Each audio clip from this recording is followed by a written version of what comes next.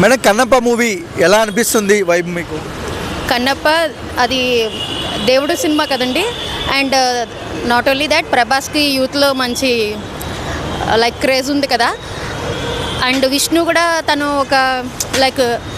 ఒక భక్తి సినిమా తీసుకుని ఇప్పుడు హీరోలు రేర్గా చేస్తున్నారు కదా, తను అలా ఒక అడ్వెంచర్ అనే చెప్పాలి. సో తను అసలు ట్రోల్ చేయొద్దు, చూడండి అందరూ ఒకసారి. కన్నప్ప గురించి చాలా మటుకు అసలు మన పురాణాల గురించి మనకి ఏమీ తెలియదు, ఒకసారి చూస్తే తెలుస్తుందేమో కదా. బోలంత ఖర్చు పెడతాం కదా, why don't you try? Okay. Kannappa is traditional movie, so blockbuster కావడానికి ఆస్కారం ఉందా? ఉంటుంది ఛాన్స్ డెఫినెట్గా. ప్రభాస్ గారిని చాలా క్యారెక్టర్లో చూసాం, ఇప్పుడు రుద్ర క్యారెక్టర్లో చూడబోతున్నాం. సో ఎలా అనిపిస్తుంది మేడం మీకు? లైక్ స్క్రీన్ మీద చూడాలి, బాగుంటారు అందులో. ప్రభాస్ ఏదేసినా బాగుంటారు డెఫినెట్గా. Okay, thank you.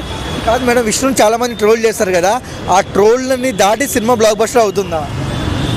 చూడాలండి, అది మాత్రం చూడాలి. బట్ అసలు సినిమా చూడకుండా ఎలా చెప్పేస్తారు? సినిమా చూస్తేనే కదా తెలుస్తుంది.